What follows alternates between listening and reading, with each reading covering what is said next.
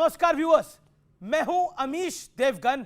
आज मैं बेहद बेहद खास शो आपके समक्ष लेकर आया हूं, क्योंकि आज जो पर्सनालिटी मेरे साथ स्टूडियोज में होंगे वो कर्म से तो धर्म गुरु हैं, लेकिन वाणी से सोशल मीडिया पर बहुत पसंद किए जाते हैं।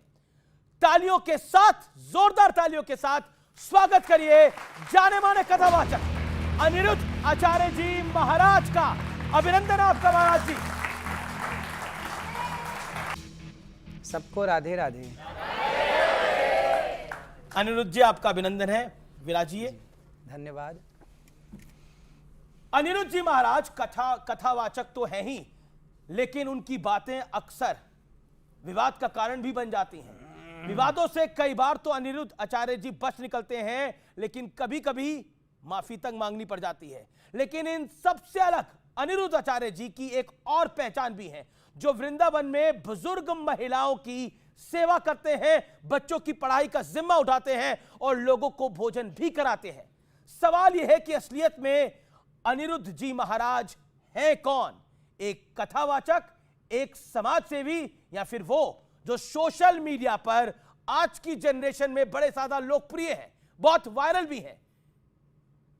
इसी राज को जानने के लिए आज अनिरुद्ध आचार्य जी महाराज न्यूज 18 के स्टूडियोज में मौजूद हैं और यहां जनता जनार्दन के बीच आज उनका सच से सामना, सवालों से सामना होगा।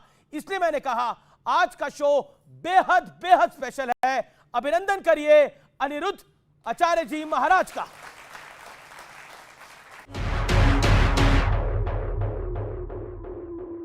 तो आचार्य जी आपका एक बार फिर अभिनंदन है और सवालों का सिलसिला हम शुरू करते हैं। और एक आरोप पत्र सेगमेंट 1 में आपके लिए हमने एक आरोप पत्र तैयार किया है और मेरा यहां पर जो साथ देंगे उनका भी मैं परिचय आपसे करा देता हूं। सैयद जवाद है, जाने माने स्कॉलर है मुस्लिम, उनका अभिनंदन है। मेरे साथ विवेक श्रीवास्तव है, वरिष्ठ नेता है लेफ्ट के, उन्होंने आज हमारी रिक्वेस्ट को माना, वो इस कार्यक्रम में हिस्सा बने, उनका अभिनंदन है। डॉक्टर कपिल कक्कड़ है, तर्कशास्त्री, उनका अभिनंदन है। सुबुही खान है, ये भी जानी मानी सामाजिक कार्यकर्ता है और पेशे से वकील हैं, इनका भी अभिनंदन है। तो जोरदार तालियों से हमारे एक्सपर्ट्स का भी आप स्वागत करिए। ये एक ऐसा मंच है जिसमें तमाम सवाल जवाब होंगे, लेकिन मर्यादा की दायरे में होंगे ये सवाल जवाब।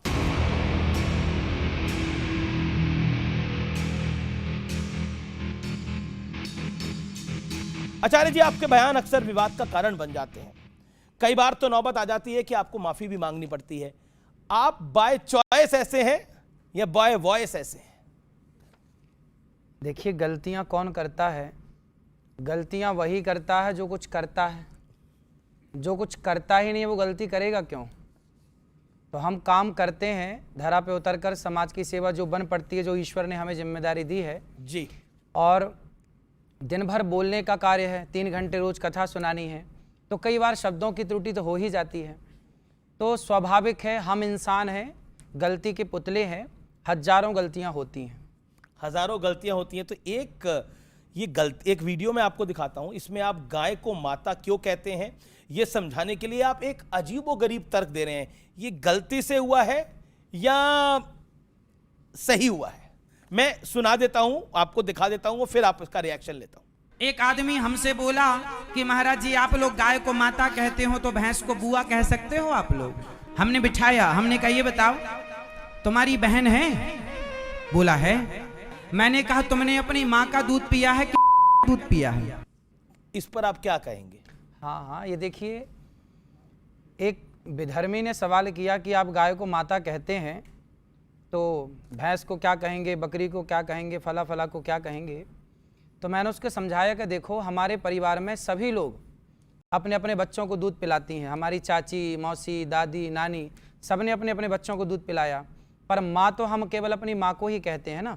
इसलिए ये कहने में मेरी शब्दों की त्रुटि हुई, उसे मैंने स्वीकारा है और वो शब्दों की मेरी त्रुटि थी कि उसमें एग्जाम्पल मैं कुछ और देना चाहता था, समझाना कुछ और तरीके से था, पर वो शब्दों की त्रुटि हुई, उसे मैंने स्वीकार किया है। जी, क्या आपको लगता है कि ये जो अक्सर आप विवाद में फंस जाते हैं, ये सवाल पूरी पब्लिक की तरफ से है या फिर आपको विवाद में फंसा दिया जाता है, आप इसे एंजॉय भी करते हैं? देखिए, बुराई आनंद भी लेते हैं? हाँ, देखिए, हमें हर चीज का आनंद लेना चाहिए। बुराई है राम बाद में आए, रावण पहले आया। पहले बुराई आई, फिर अच्छाई आई। समाज में पहले जब समुद्र मंथन हुआ तो पहले विष निकला, बाद में अमृत निकला। तो पहले बुराई आएगी, फिर अच्छाई आएगी। जब बुराई समाज में पहुंचेगी तो फिर उसके निदान के लिए एक अच्छाई का प्रवेश होगा। तो ये सदा से चली आई है रीत, अच्छाई बुराई सदा साथ रहे हैं, तो ये सदा साथ आगे भी साथ रहेंगे। ये आगे भी साथ रहेंगे। हमारे साथ कुछ एक्सपर्ट्स हैं यहाँ पर, वो भी कुछ सवाल पूछना चाहते हैं। सवाल डॉक्टर है, कपिल कक्कड़। हाँ मेरा सवाल है, आपने कहा गलतियां होती हैं, आदमी काम करता है, कुछ गलतियां बड़ी होती हैं, कुछ छोटी होती हैं। अब आप हैं कथावाचक, आप जो एग्जाम्पल्स दीजिए, आप महाभारत से निकालिए, रामायण से निकालिए, ये जो आप अपने हिसाब से, जैसे अब आपने गाय और भैंस वाला दिया, तो आपको खुद क्यों इनको क्रिएट करने की ज़रूरत है? क्योंकि आप हैं तो कथावाचक, और दूसरी आज आप इस पेडिस्टल पे है जहाँ पे करोड़ों लोग आपको सुनते हैं, तो आप देखिए उनको आप क्या डाउनलोड करके दे रहे हैं। तो इसलिए ये वाली जो गलतियाँ आप मान सकते हैं छोटी हैं, बट एक पब्लिक के लिए ये बहुत बड़ी गलतियाँ हो सकती हैं। जी कक्कड़ साहब। सही है, आप ठीक कह रहे हैं। और इन गलतियों, देखिए होता क्या है, जब बच्चा पहली बार बोलता है ना तो डायरेक्ट रोटी नहीं कहता, तोती कहता है। तोती से वो रोटी पे आता है। तो ये मेरे जीवन की शुरुआती दौरों की गलतियां हैं, पर वायरल अब हो रही है। हाँ, वायरल अब हो रही हैं।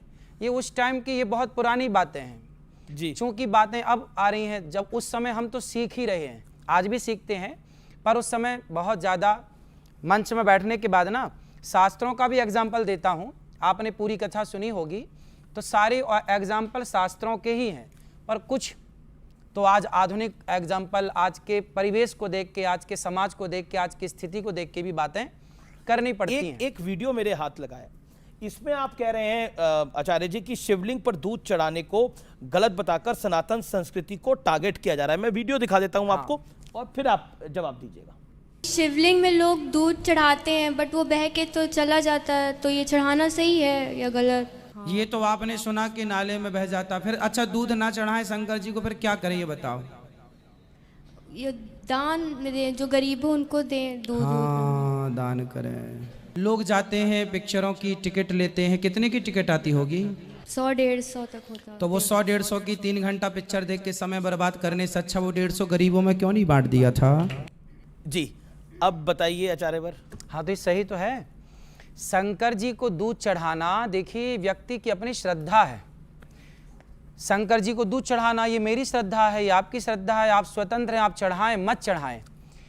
अब इस पे पिक्चर बना दी कि आपने दूध क्यों चढ़ाया। अरे भाई, आपको गरीबों की इतनी चिंता है तो गौरी गोपाल आके देखिए, वहाँ अखंड रसोई चल रही है ना। हम केवल कह नहीं रहे, हम तो कर भी रहे हैं। 30,000 लोग पर डे भोजन कर रहे हैं ना वहाँ।